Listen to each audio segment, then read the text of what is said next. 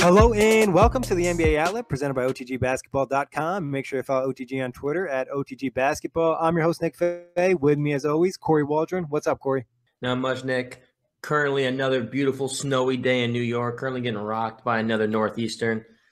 Trapped in my house. Hopefully I'm trapped here for a couple of days because I would like to do nothing.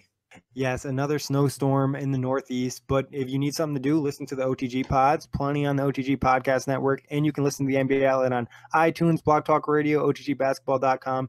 And now will be airing on Dash Radio. Just threw you a Dwayne Wade alley-oop. Yes. But let's get started with Western Conference teams that are really surprising us, and that's the New Orleans Pelicans and Portland Trailblazers. We'll start with the Pelicans. You know, everyone, when DeMarcus Cousins went down, it was like, you know, is this team even going to make the playoffs? They made the trade for Mirotic. You know, things we were like, all right, they'll probably squeeze into a late seed. Next thing you know, nine-game win streak, fourth in the West, 1 game behind third place. Anthony Davis on this stretch has just been a monster, averaging around 37 points, 14 rebounds, close to 3 steals, three blocks. You know, just a huge season from Anthony Davis. What have you saw from the Pelicans that has really surprised you on this 9-game winning streak? Well, first, like you just said, had to piggyback off the fact that myself included thought this team was dead. The minute DeMarcus Cousins went down, I thought this team was dead. Obviously, they went out and they traded for Mirotic. They ended up signing Emeka Okafor, has been solid for them. And this team has really flourished without DeMarcus Cousins, which is very weird to say because I don't think anyone, especially not you or I, predicted it. I know Preston Ellis, our Pelicans guy for off the glass, I'm sure he didn't expect it, but I love watching his Twitter while the Pelicans are on this win streak because you could just tell by his tweets that he's excited. And him being a huge Pelican guy, I don't even think he expected a run like this. But like you mentioned, Anthony Davis has been ridiculous. Some videos last night against him versus the Clippers, he had some like cheat code type of plays. He was hitting deep threes, some ridiculous blocks. This has been a phenomenal stretch. The Pelicans, you know, they're striving. No one, even when DeMarcus Cousins was healthy, thought the Pelicans could be a 4 seed in the West. And now without him, they're sitting at 4th in the West, 9-1 in their last 10 games, 9 wins in a row. They've been phenomenal. Yeah, they really have. And like you mentioned, it hasn't just been Anthony Davis. Obviously, Cousins has been out, but Jrue Holiday's really stepped up. Mirotic has done some nice things. Guys like Etuan Moore, you know, they've got some nice contributions from guys we didn't expect. And like we said, going even into the season with Cousins on the roster, we thought this would be more of a lower seed type team. We didn't think there'd be any chance at home court advantage in the playoffs. No, we didn't. And the piggyback, I ain't piggybacking. Jrue Holiday has been fantastic. You mentioned him just now in that list. A stat I saw earlier today, he currently has the best on-off net rating per 100 possessions in the NBA at 15.8. And the people right behind him are Victor Oladipo, Joel Embiid, Antetokounmpo, Jimmy Butler, and his teammate Mirotic are the only guys behind him. But he has the best on-off net rating of any player in the NBA.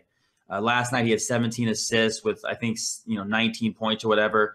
He's been great. And with DeMarcus Cousins going down, he looks like he's finally finding more of a – he was kind of the question mark with DeMarcus Cousins and Anthony Davis. He was trying to find himself within the offense. And with DeMarcus Cousins gone, as shitty as that is, Jrue Holiday has really found himself again within the offense. Yeah, and it's a huge plus. But let's get back to Anthony Davis. Obviously, this has been a huge stretch for him, but all season long, he's been big time. Second in player efficiency rating, block percentage, he's 6th in the league. Win shares, he's 3rd in the league. Offensive win shares, 5th. Defensive win shares, 4th. So has Anthony Davis kind of entered his name in the MVP conversation, or is it still James Harden for sure? No, he's in it. And actually, James Harden, I think you and I are both in agreement on this, is the MVP of this league. And even it doesn't matter really what anyone else does. James Harden has almost solidified himself as the MVP because of how close he was last year, how great he has been this year, how great the Rockets have been this year. But, Anthony Davis, you can make the case is, runner-up or even 3rd place right now in the MVP race. Obviously, LeBron's been solid in Cleveland, but Cleveland has just not been that good. And this Pelicans team has had a lot of adversity, and through it all, Anthony Davis has remained, he's gotten better as the season's progressed. Like you mentioned, the numbers, he had a stretch where he had, 40 and 20 a few games. He gets several blocks a game. He does literally everything for that Pelicans team. And this last recent stretch where the Pelicans have been striving and they're currently 4th in the West, I don't think you can have his name in the conversation. Yeah, I think I would probably put him at the runner-up right now, just for the fact that like he's literally putting up stats that are like half of the team's overall stats for the game in terms of, like you said, 40 plus points, 20 plus rebounds, some blocks, some assists, some steals in there. He's doing it pretty efficiently as well, especially with no Cousins getting a lot of attention. So it's been impressive. But like you said, I think James Harden, the fact that he was, I don't want to say robbed, but he should have won maybe last year, or he had the possibility of winning last year. And then 2 years ago against Steph Curry. So I think that kind of helps his cause. And then just obviously the Rockets having a historical season. Unless, the Pelicans could continue this win streak and do something crazy, I think it's Harden's to lose. But AD's definitely been in there, and this is definitely what people wanted to see from him, maybe a year or two ago. And now he's finally getting into that MVP type player role that we expected from him when all the hype was there. For sure. And I just want to say one more stat for Anthony Davis. I'm not obviously a big stat guy, but I have a few. These two stink out to me. First off, his PER is 28.7, which is the second highest of his career. And he currently has his best career true shooting percentage at 61.6. So it just shows that he's, obviously 24, only 24, Nick. He's still this isn't even prime Anthony Davis. Which is ridiculous to think about, but he's been great across the board. Yeah, and you mentioned, this is even, Anthony Davis is probably just entering his prime, getting into that real basketball groove. And you mentioned Preston and him being so excited. And I think overall for the Pelicans franchise and organization, having a winning streak like this and this type of hype after having such bad news with DeMarcus Cousins is just great for the team. And I think it really helps them in terms of, positive momentum in the future for keeping Anthony Davis and having a competing team. Yeah, for sure. And, this is going to also, Anthony Davis and the Pelicans haven't been in the playoffs since 2014 to 2015 season. And as of right now, even though the West is, crazy tight and anything can happen, the Pelicans, as of right now, look like a team that will for surely be playing in, late April, early May. Yeah, I mean, this is obviously really early, and the Pelicans are in the 4th seed. We don't even know if they're going to hold on to it. But could you see the Pelicans advancing to the second round? Is that a possibility now, especially with the banged-up West when you have teams like San Antonio missing possibly Kawhi, even though there's reports he'll come back, Minnesota possibly missing Jimmy Butler, OKC really struggling, Denver being a little bit inconsistent. Could you see New Orleans in the second round? Yes, I for sure can. And it's a combination of everything you just said, plus the fact that you still have, Anthony Davis. Something I've always thought this. You want to get into the playoffs, and then you want your superstar to pretty much, take over and carry the load. Because as we know in the playoffs, the games get, a little bit slower, they get a little bit tighter, and you rely on those superstars. Anthony Davis is one of those superstars. There's no one in the league who can guard him. You can only try and minimize the impact he has on the game. And let's say right now this playoffs start. You have Pelicans Spurs first round. It wouldn't be a cakewalk for the Pelicans by any means, because we know what the Spurs are. Kawhi Leonard is kind of lingering. He could be back. But, if they had a matchup with the Timberwolves who are banged up, I mean, the Thunder don't look scary at this point in time. Like you said, the Nuggets are inconsistent. If they get the right, 3-6 matchup, 4-5 matchup, or even if they're a 5 seed versus a 4 seed, there's a ton of matchups that could go in their favor. How important is home court for the Pelicans to advance? Do you think they need to get, a 4th or 3rd seed to really have a shot at advancing, or they could do it in the 5th spot? They can do it in the 5th spot. If you look at their record, they're 17-12 at home, and they're 20-14 on the road. They're over 500 on both sides. If you look at other teams, the Spurs have a losing record on the road. The Timberwolves have a losing record on the road. The Thunder, losing record on the road. Nuggets, losing record on the road. Jazz, losing record on the road. All these teams don't play well on the road. The Pelicans are one of the best teams on the road. That makes a huge impact for them, especially if they get a home court. But if they don't get a home court, it doesn't look like it's going to faze them. It's a good take on the Pelicans, and I'm kind of excited to see what they can do and what happens after this winning streak ends. Because I think, and like you said, I think matchup's big. Obviously, if they play the Spurs with Kawhi, that's a hard matchup. For some reason, I feel like a good matchup would be OKC. I don't know why. I just feel like Anthony Davis could be an issue there, because as good as Steven Adams is, he's not going to be able to guard Anthony Davis, and Paul George is not big enough to guard Anthony Davis. So they don't really have a stopper for him. I think that'd be an interesting series, and obviously the inconsistency there. But talking about another guy who's probably starting to enter the superstar conversation, I guess you'd have to say, and that's Dame Lillard and the Portland Trailblazers. Another winning streak for them, 8-game winning streak. On this winning streak, Dame's averaging over 30 a game. He's another guy that's 6th in the league in win shares, putting up huge numbers, and it's just, he's just like, when you think Blazers, you think Dame Lillard. So what has been the most impressive thing about Dame and the Blazers on this winning streak? The efficiency of Lillard. Obviously, Lillard's a high-volume shooter. Him and McCollum, as we know, pretty much take up, like, what? I'm just guessing here, but like 70% of the offense probably on almost any night. Those two, they lean on those guys heavily, obviously. And if you look at the last 10 games for Lillard, 50 points, 39, 44, 24, 40, 26, 35, 20, 39, 37. I think he's averaging like right around 38 per game or 37 per game. He's got, the best field goal percentage currently in the last 10 games. He's been great. And for some reason, I don't know. We used to think when Lillard got snubbed, the second half of the season is when he went off. Well, he didn't even get snubbed this year, and he still went off. So it has now become a thing, like Kyrie in his untucked jersey. Lillard in the second half of his, or post All-Star game Lillard, is phenomenal. It's whenever it's near playoff time, near crunch time, the Blazers are making a push. Lillard somehow becomes like you said, almost a borderline superstar. And another guy whose name should be in the bottom level of the MVP conversation, probably. I'm not saying he's up there, top 3, but top 10. He should be in at least the top 10 of MVP voting for at least what he's done the first half of the year to keep the Pelicans.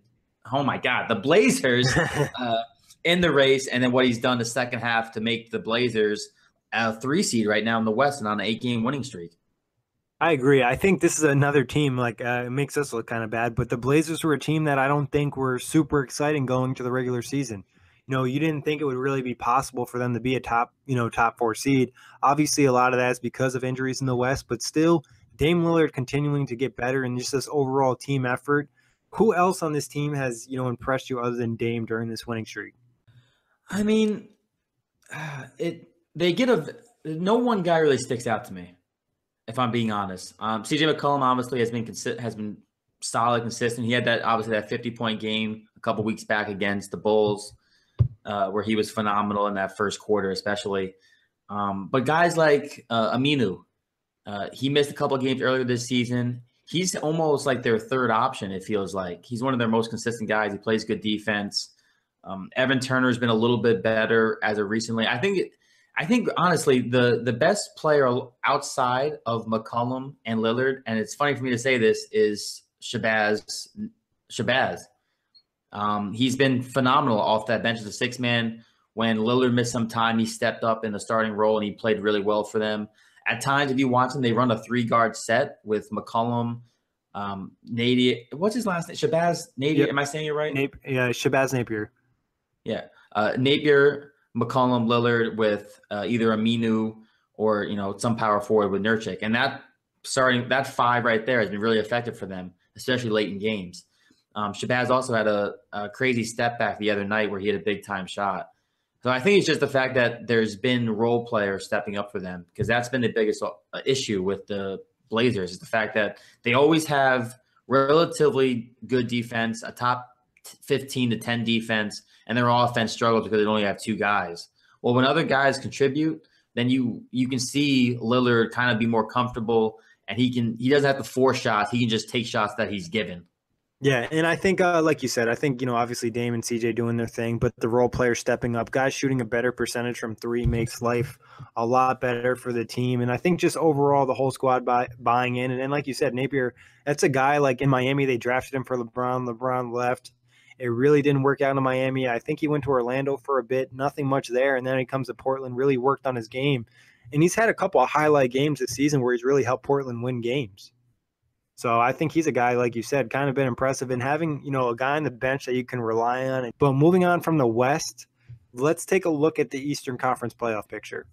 There's not really like one seed to talk about because there's so many openings. There's not one spot where we can really lock in right now. But I will ask you, do you think the 8 teams that are in the playoff right now are the 8 teams that'll be in the playoffs when they start in April? Let me look at my notes, Nick. And this is word for word what I have. The Eastern Conference seeds are locked unless Reggie Jackson from Detroit returns. This is it. You're looking at the playoff picture unless Reggie Jackson comes back and the Pistons get it together. It better be a supercharged Reggie Jackson too.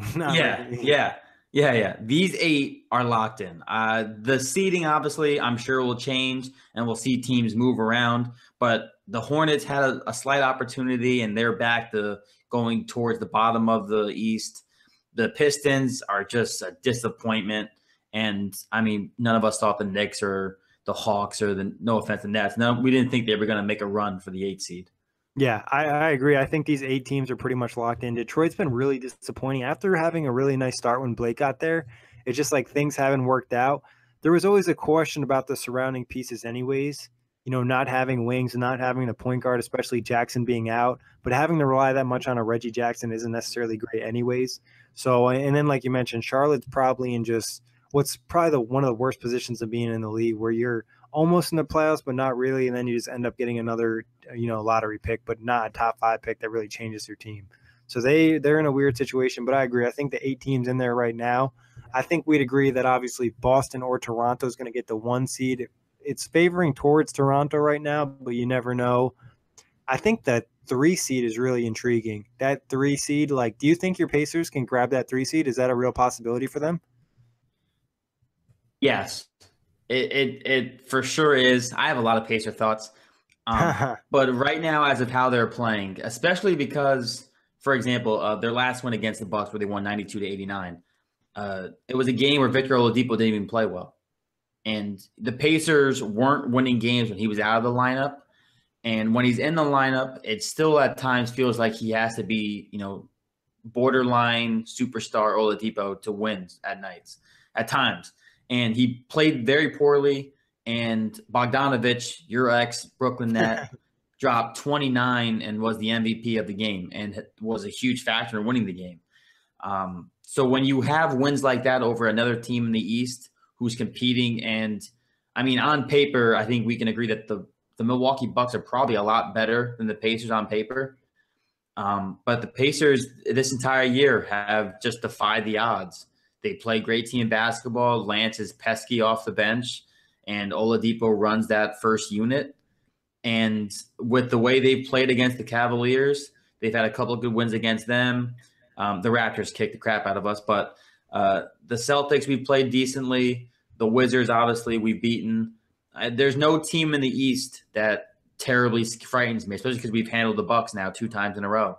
The Sixers, to me, are like the only – Sixers and Raptors, to me, are the biggest threats to the Pacers in the East right now.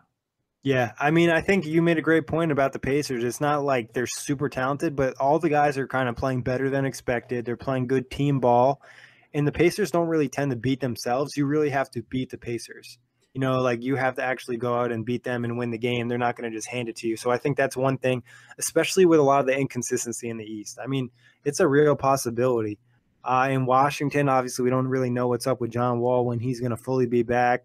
Philly being one of those young, inconsistent teams, but they're starting to get it together a little bit. I think the additions of Ilyasova and Bellinelli should really help that bench unit. Give them some much needed shooting when you play Embiid and Simmons, who obviously Simmons not a shooter, and having a guy like Ersan or Bellinelli out there really helps the spacing. We saw last night, I believe, Bellinelli had a solid, I believe his plus minus was plus 11 when he was on the floor. He had 11 points or whatever. And I agree with everything you just said about the Sixers. I think that once they get those guys more integrated within the offense, Ben Simmons is going to utilize the hell out of those guys. And we know what Embiid is when he's healthy and on the floor. And he's been, knock on wood, he's been healthy as can be. So, yeah, the Sixers to me are the one team that can make a run in this Eastern Conference especially. Yeah. I want to say one last thing about the Pacers. Not that I believe he should be Coach of the Year, because I think that's between Dwayne Casey and D'Antoni. But Nate McMillan deserves to be in the top 5 for Coach of the Year voting, because he's completely defied the odds also with how this team was projected, obviously. And he deserves a ton of credit, especially because I was really critical on him after last season because of how bad they were, inconsistent they were. And it kind of makes the players from last season look a lot worse instead of, it makes the players this year look like they're really buying to the system, and maybe he just needed players that fit a little bit differently. But moving on from there, anything like Milwaukee's been a team that's going to kind of, I guess I want to say somewhat confusing. They've been really inconsistent. One game you watch them, they look like, all right, this could really be, a stretch for them where they can move up in the standings. Next thing you know, they lose a few and they're back down at 7th. I think they're missing Brogdon. I think they're really missing Brogdon. I think Tony Snell's missed some games too. Obviously, Dellavedova was out. I think they're just missing guys that are a big part. I mean, Jason Terry has to play a lot more minutes than I think they would want him to play, even though he's had some, vintage Jet moments as of late. But, that team needs shooting. Middleton can only do so much. He's very streaky, even though he's had a really good year. There's too many games where he kind of goes – he disappears, and Jabari Parker's still getting his knee underneath him and getting used to the NBA grind. I think they're just really missing some of their shooters. Yeah, I think the shooting, Brogdon is a great piece, and he's a smart basketball player. So it's not even just the shooting; it's just the smart plays, filling space, setting back screens, things along those lines.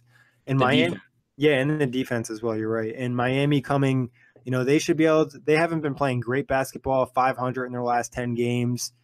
I think they'll probably still squeeze in, but I don't think they'll really scare anybody in the first round. No, it's funny because I keep an eye on Miami for whatever reason. I'm not really sure why. I always enjoy Miami. We'll talk about that with the next segment. But since they got Wade back, this team has actually taken a step backwards. And I don't want to say it's Wade's fault, really, but I mean, Wade has played relatively well since his return in Miami. I know the first couple of games were a little scratchy. But he's obviously the game against the Lakers. He had the game winner for that kid who was killed in that horrific, terrible shooting in Florida, which was obviously like the NBA is the greatest for storylines, as we've already mentioned. But that team hasn't really found a gel with Wade because Wade is, playing his usual 25 minutes off the bench. And I think that's just kind of been a ripple within the chemistry that they have to figure out. Yeah, no, it's definitely like you don't really know what's going on in Miami. It's just so much inconsistency. One guy will play a good night. There's just so many guys, and they're all in like this semi starter core piece role where like you don't know which guy who is actually supposed to be doing what. It's supposed to be like a different guy every night, but nobody knows which guy's really going to step up. And Wade's like, he's willing to step up, but is he the best guy to step up in this moment at this age? Who knows? Yeah, one thing I want to this is just something that I'm looking at since January. I mean, man, you can go back even farther, Nick. They in their last, I'm going to say 15 games, they don't have a single. They have one. No, that's a win. They don't have a single loss by more than 8 points in the last month. Their last double-digit loss was in the middle of January. That's interesting. I mean, they're in. Yeah. I think, and I saw a stat yesterday where I believe they were one of the top 5 teams in games decided by like 5 points or less. So just a lot of close games for Miami. Sorry, Nate, not to cut you off. Their biggest loss was to the Rockets on January 22nd by 9 points. That was their biggest loss recently. Yeah, I mean, it's probably the fact that they don't really have a closer. Dragic is a great player. He's more so of a playmaker. Hassan Whiteside's not really that offensive type of player, and they have Wade somewhat in that role. But like we mentioned, Wade's not that player at this age. Yeah, I actually misspoke. The Lakers game, they lost by 15. But besides that, every game else besides the Rockets one has been by less than 10 points, which is phenomenal for a team that's been struggling. So that's a lot of credit to Spoelstra, too. He doesn't really get beat. His teams always compete. But like you mentioned, let's move on to our next segment. And just a reminder, you can catch the NBA Outlet on iTunes, Blog Talk Radio, OTGBasketball.com, and Google Play. But talking about watching and listening, we're going to talk League Pass rankings. Obviously, we did our preview during the offseason, the NBA Outlet preview series. We mentioned our League Pass rating for each team, but we're going to revisit that. Obviously, injuries, players improving. Let's hear your top 5 League Pass teams right now. Now, I just want to clarify: these are the teams that I enjoy watching, right? This is Kory's ranking. This is not anybody else's ranking, but Kory's. All right. Thank God. Getting me a little worried because I was like, either people are going to criticize the hell out of me and say I ain't watching any of these teams or what. All right. So these are my top 5. Fifth is the Boston Celtics. Fourth, the Philadelphia 76ers. Third, the Oklahoma City Thunder. Second, the Cleveland Cavaliers. And then first, of course, is the Indiana Pacers.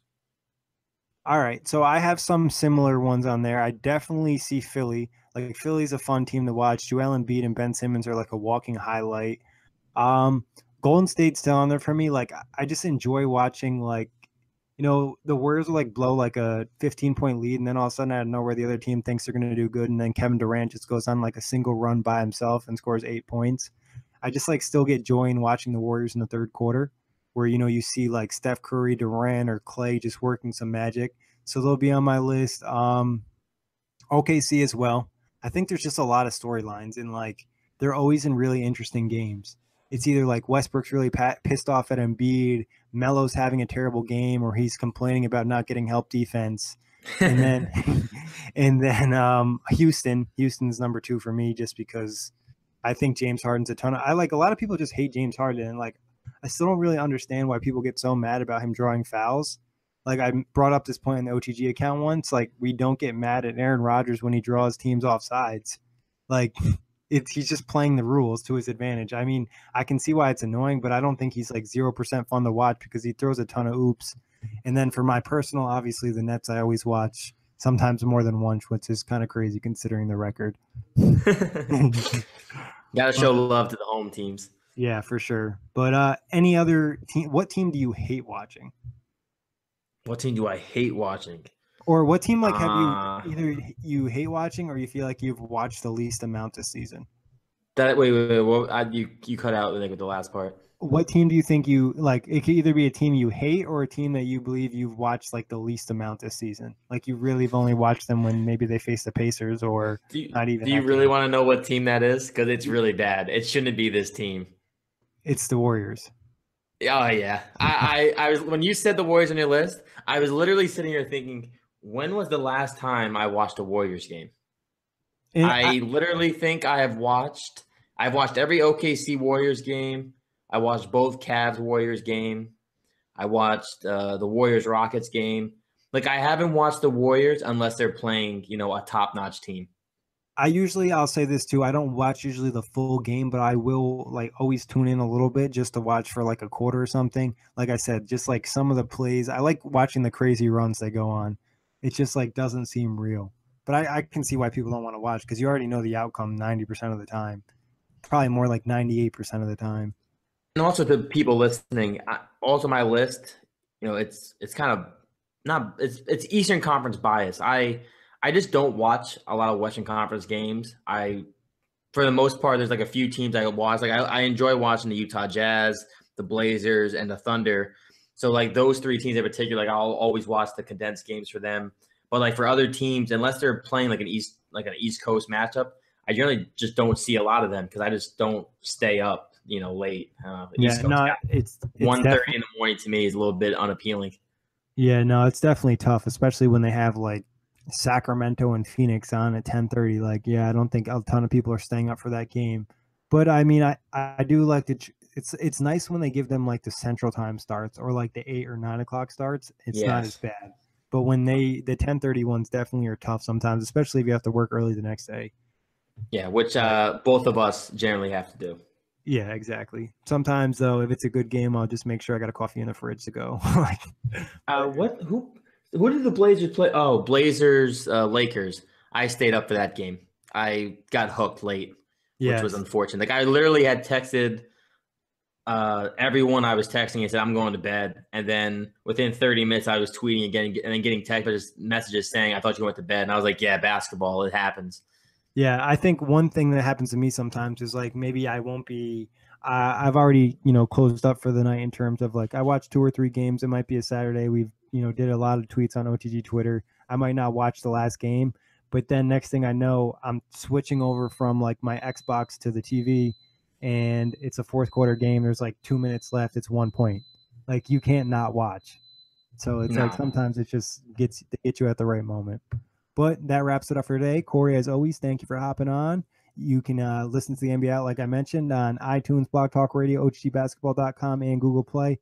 Also, make sure you check out all the OTG pods. We have Like I mentioned, Kory bringing back Full Access Hoops, Brooklyn Buzz, Celtics Express, the Bird Calls, We Believe in Magic, JBT, Players Watch, Shuttleworth Initiative. You know, the list goes on and on. Plenty of pods, different takes. We're a growing podcast network. And I just want to say one thing about the Full Access Hoops podcast. It's just 15 to 20 minutes. It's 15 minutes of basketball talk, and it's probably going to be 5 minutes of Walking Dead talk. It's going to be out every Monday from here on out. Give me some listens. Yeah, and definitely, like with any of the pods, rate, review, subscribe on iTunes. Let us know on Twitter. If you don't know the specific Twitter account, you can always reach out to OTG Basketball.